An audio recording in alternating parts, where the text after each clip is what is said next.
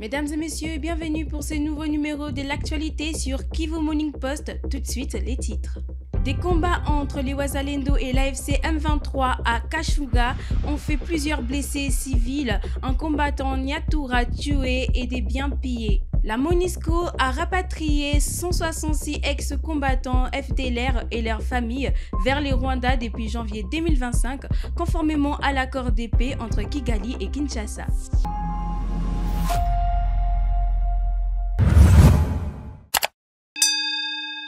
Je l'ai dit au sommaire, à Walikale, des combats opposent les Wazalendo alliés à l'armée congolaise aux combattants de l'AFC M23 dans plusieurs localités de Walikale et Massissi au Nord Kivu. Les Wazalendo accusent les M23 d'avoir attaqué leur position sur les collines à Buhaya, à Pinga. À Kashuga, une attaque des Wazalendo Nyatura a fait plusieurs blessés parmi les civils et un combattant Nyatura tué. Plusieurs biens ont été pillés selon un habitant local. Nani Kashuga kulikuwa ataki asubuhi ya Banyatura. Bila kulikuwa mapiaje nizo si kuko trois civile wenye walikuwa blessés kama na mtoto aduza. Mezo si kuko soda Banyatura mwenye alikufa pale. Ndio walirudia nyingi. Ni kule kwa periphery. Buhaya kule tunga pembeni ya pet ndio leo sina huko nani basi kwenye wanataka busasamana ni mlokalite ya Kitunda nako kulikuwa mafronte majani. Zile machi hazikuwa mmo basi zile bashakimbia. Ilikuwa difficile kujua kama kule kulikuwa jae. Mais kulikuwa masaki kabisa mnivo hapo tulikuwa tuko na visiki. La MONUSCO a rapatrié 166 ex-combattants FDLR et leurs familles vers le Rwanda depuis le début de l'année 2025. Cette opération s'inscrit dans le cadre de l'accord de paix signé entre Kigali et Kinshasa. Vanessa Abanza pour le reportage. Au moins 166 combattants de Forces démocratiques pour la libération du Rwanda, FDLR, ont été rapatriés au Rwanda depuis le début de l'année 2025. L'annonce a été faite par la mission onusienne à République démocratique du Congo. Au Nord Kivu, 17 citoyens rwandais, dont 5 ex-combattants FDLR et 9 enfants ont été rapatriés ce jeudi au Rwanda via la Grande Barrière Goma-Gisenyi grâce au DDRS de la MONUSCO. Depuis janvier 2025, 166 ex-FDLR et leurs familles ont regagné leur pays, a déclaré la MONUSCO sur son compte X. Depuis juillet 2025, Kigali et Kinshasa ont signé un accord de paix visant à la levée de mesures de défense du Rwanda et la neutralisation des FDLR dans le cadre du processus de paix de Washington. Début novembre, l'armée congolaise a lancé des opérations de sensibilisation à la reddition des FDLR. Ces rebelles hutus rwandais accusés de génocide contre les Tutsis en 1994. Depuis la prise de Goma par les rebelles de l'AFC M23, les combats entre les FDLR et les combattants de l'AFC M23 sont signalés dans les territoires de Rutshuru au Nord Kivu. Les Rwandais continuent d'accuser la RDC de soutenir et d'armer les FDLR, ce que les autorités congolaises ont nié. De son côté, Kinshasa pointe du doigt Kigali pour son soutien à la rébellion de l'AFC M23 qui a pris une grande partie des provinces du Nord et Sud Kivu depuis janvier 2025. Ces accusations ont toujours été balayées par les régimes de Kigali. La commission provinciale chargée de contrôler l'implantation des stations-service a poursuivi ses inspections ce vendredi 14 novembre. Le contrôle a concerné les stations implantées sur la route de Goma-Sake et dans plusieurs points de distribution du centre-ville de Goma, sous la supervision du maire adjoint Désiré Ngabo. Ah oui, tuko commission ambayo imetumwa na gavana wa jimbo Son Excellency Bahati Musanga Erasto. Tuko komisio kubwa ambayo tuko nafuatilia mambo ya mastation kuangalia namna gani installation ya mastation ziko ndani ya mji wa Goma na securisation ya mastation. Lakini kufika mtere ni jambo la mshangao sana kuona proliferation ya mastation. Watu wako najenga mastation bila kuweza kurespekte manorme ya distanciation ya mastation service ambayo station na ingine inapaswa kurespekte norme ya 500 metres. Ili kuweza kuevite maincendie wakati station moja inaweza kuwa imelungula isiafekte station nyingine. Yani inapaswa respecter 500 metres au minimum, na de preference ni 1000 metres entre station na nyingine. lakini ukiangalia maniera ambao watu wamejenga hapa ni kuangalia tu 50 metre wanaweka station, 50 metre wanaweka station, na ni kitu ambayo haikubaliwe. Ya kufuata na ambayo inashangaza zaidi sana ni kuona kama wengi ambao wako na jenga mastation ndani ya mji wa Goma wako na commercialiser carburant, lakini hawana mamezire ya securite yoyote. Utaangalia hata ukaona kutafuta inspecteur, hawana inspecteur, na wengi ambao watakuwa na inspecteur utakutana ni ambayo imeshakuwa expire, yani kukatoka dega yote ya moto, hawana mamezire yote kuweza kuzimisha moto mbele ya haraka na kuweza kuepargne population yetu madanger. Voya hii maprobleme yote ndio maana gavana wetu ambaye anapenda population yake ya Nord Kivu aliweza kututuma ndani ya terrain ili kuweza kufuatilia hiki kitu na kuhakikisha kama watu wote ambao wako wanafanya hii uchuuzi ya mafuta, watu wote ambao wanafanya uchuuzi ya carburant waweze kurespekte mamezire zote za securite ili population ya kwake iweze ikala na inajua kama hakuna danger. Tunaikala hapa kila siku na mchana tuko naangalia volka, tunaiogopa, lakini nao ni volka nyingine tuko ndani ya mji wa Goma. Na sisi kama serikali tunapaswa fanya hange ili tuko na ikala tunaweka kama population ya kwetu iko mbali sana na madanger zilizokuwa zimetokea sasa. Walapo kwa tumetembea leo tuko na ekipe kabambi ili tuweze kufuatilia hiki kitu. Kwa leo tumeanzia Mbunga hivi tuko na shuka kwenda kotea Lubi, na komisio yetu tutafika ndani ya territoire ya Nyiragongo, ndani ya territoire ya Masisi na vile ya Goma ili tuweze kufanya control, na ni kitu ambacho tuko tunafanya. Constat nyingine ni kuona kama watu wameprefere kuampiete ma espace public, yani olea jenge station service kwa parcelle yake amenda iweka kwa balabala, et pourtant l'État inaweza kuwa na maprojet zake à tout moment za penda ijenge balabala, utakutana watu washakatia ma station za maova zao wamezoeka ndani ya balabala, na ile ni kitu ambayo haikubaliwe. Gavana tupatie aussi mission ya kufanya contrôle ya mapri ya carburant. Prix ya carburant la pompe tushaka ifixe kwa 3000 francs, lakini imeonekana kama kuna kuwa watu wengine ambao wanaweka prix vile wanajisikia. À Uvira, 19 combattants burundais des groupes FNL et Red Tabara, accompagnés de leurs dépendants, ont été relocalisés à Kilomoni, en ville d'Uvira, après s'être rendus volontairement. Les PDDRCS et ses partenaires supervisent leurs installations en attendant leur rapatriement légal vers le Burundi. Fiston Issemouami pour le reportage. 19 combattants burundais et leurs dépendants sont désormais campés à un nouveau site à Kilomoni dans le quartier Kanvivira, ville d'Uvira, province du Sud Kivu. Ces combattants issus des groupes armés FNL et Red Tabara étaient cantonnés depuis plusieurs mois à l'école primaire Iwa de Kilomoni. L'activité de délocalisation a été réalisée par le PDDRCS et ses partenaires ce vendredi 14 novembre 2025 en matinée. Ils appartiennent aux groupes armés burundais FNL et Red Tabara et se sont rendus depuis le 2 septembre 2024 après les sensibilisations menées par le PDDRCS auprès de groupes armés locaux et étrangers encore présents en brousse dans le Sud Kivu.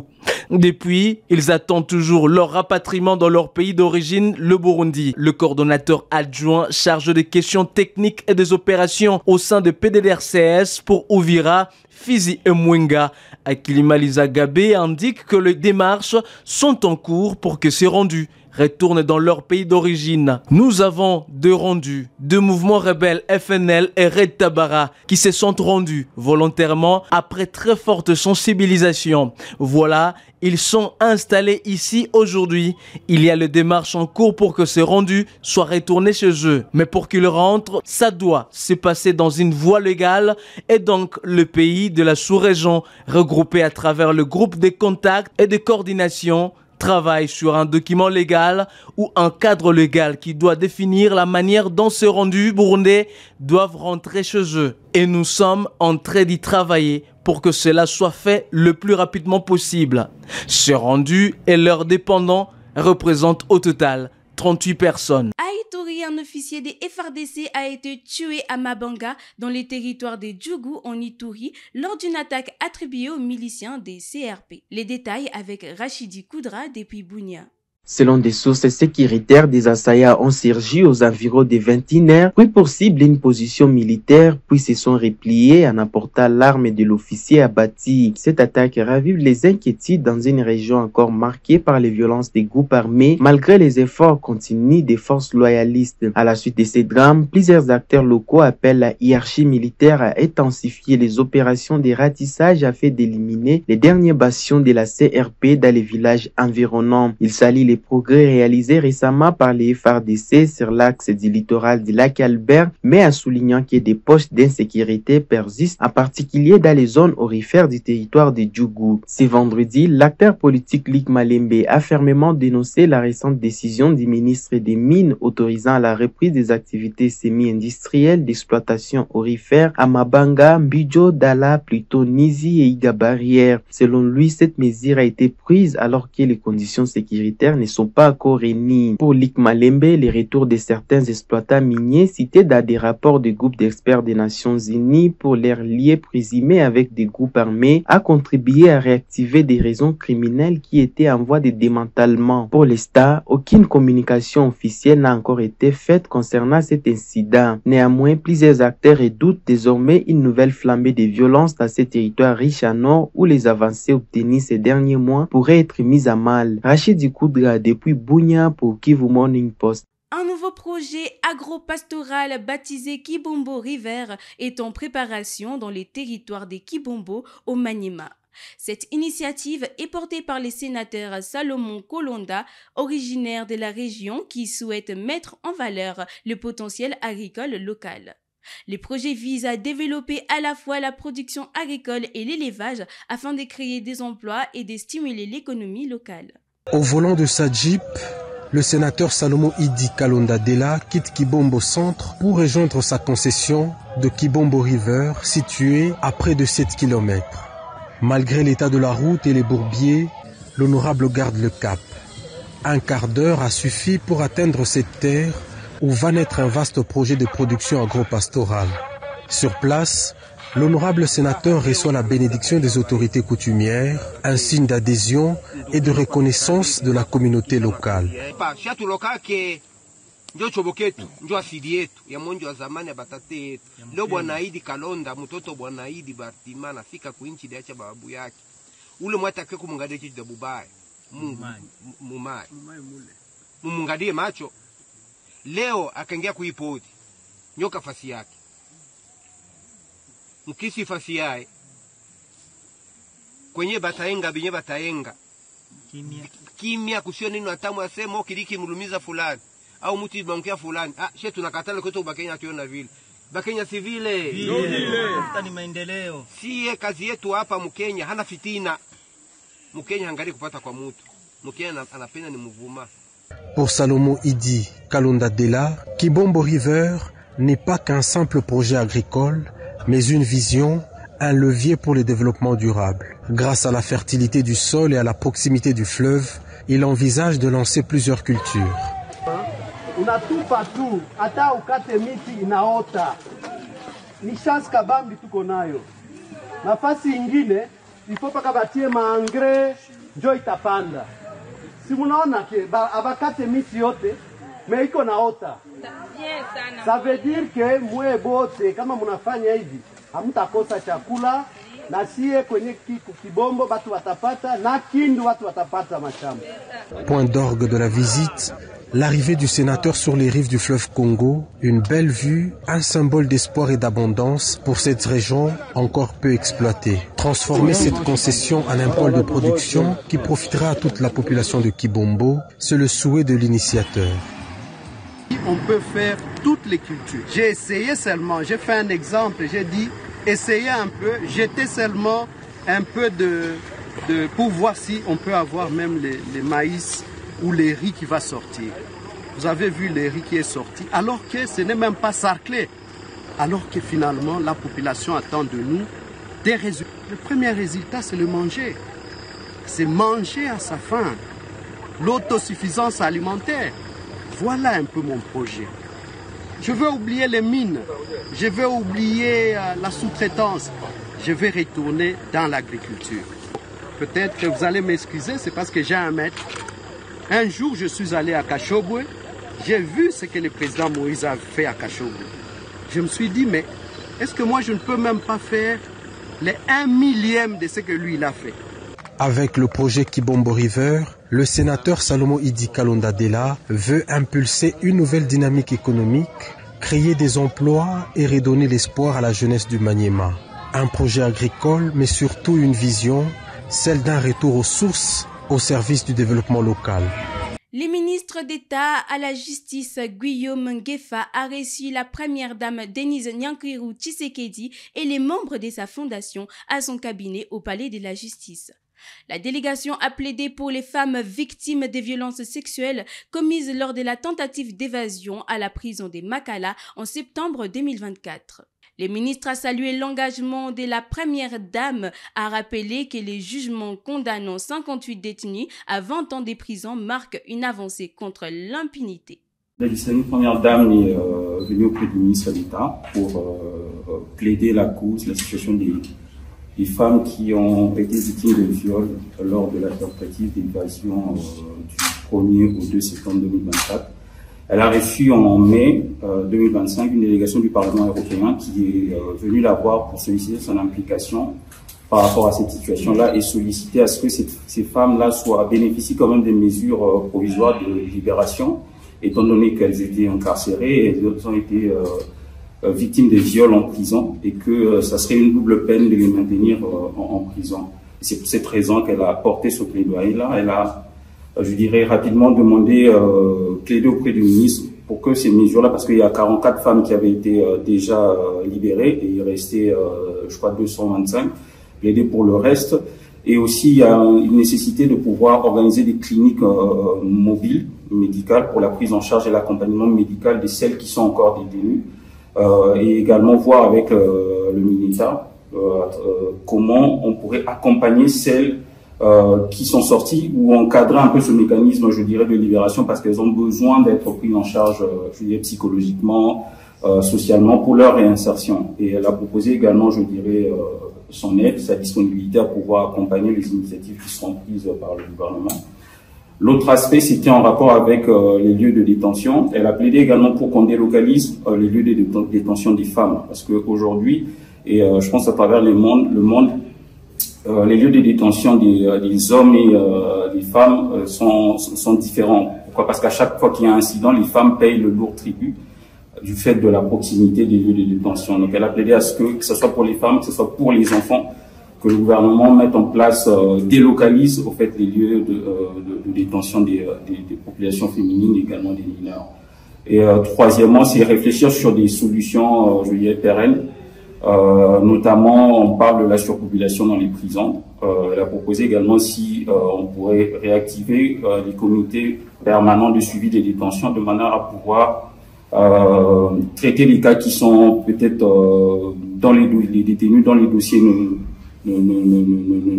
ont disparu ou dont les faits ne sont pas, je dirais, assez graves, de manière à désengorger les prisons. Elle a proposé à cet effet que la direction pénitentiaire pourrait s'appuyer des finalistes, je dirais des étudiants qui terminent en droit pour aider à appuyer ces comités-là à mettre en place au niveau des prisons, à analyser les dossiers et à proposer peut-être pour certains des mesures de libération provisoire plutôt de pouvoir les maintenir en prison.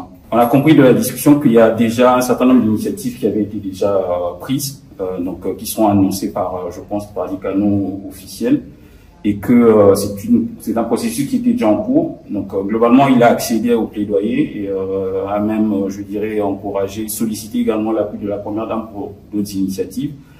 D'emblée, par exemple, c'est que en attendant que les lieux de détention soient construits pour les femmes et les mineurs, voir la possibilité comment améliorer les conditions actuelles du pavillon 9 où sont détenues les femmes et les mineurs. Donc, comment améliorer et équiper de manière à ce que ce soit des cadres qui non seulement sécurisent, mais aussi apportent un peu de la dignité parce qu'elles sont comme un peu à l'abandon. La cimenterie Simco Nyumbaya Akiba s'engage à augmenter la part des PME congolais dans ses marchés des sous sous-traitance. Les responsables de l'entreprise ont pris cet engagement lors d'une séance de travail avec le directeur général de l'ARSP, Miguel Cachal Katembe. Cette mesure intervient en pleine opération de contrôle des conformités au Congo central. L'audience entre le directeur général de l'autorité de régulation de la sous-traitance dans le secteur privé ARSP et les responsables de la cimenterie du Congo SICO illustre une fois de plus la détermination de l'institution à faire respecter la loi sur la sous-traitance en République démocratique du Congo. Les échanges ont porté sur la gestion des prestataires opérant au sein de cette société, donneuse d'ordre avec un accent particulier sur la nécessité d'une plus grande implication des entrepreneurs congolais. So we discussed about the contractors and we have been asked to have most of the participation of Congolese. Yeah, see, all the contractors, they should get registered. They must be basically in the Congolese contractor, and he should be very transparent in the business, and they should have registered with the ARSP. L'ARSP réaffirme ainsi son rôle d'encadrement et de promotion de l'entrepreneuriat congolais, un levier essentiel pour une économie durable ancrée dans les mains de ses propres fils et filles. Mesdames et messieurs, nous arrivons à la fin de ce numéro de l'actualité du jour. Merci à vous de nous avoir suivis. À la présentation, c'était Estelle Watanga. Nous vous disons à la prochaine pour un nouveau numéro sur Kivu Morning Post.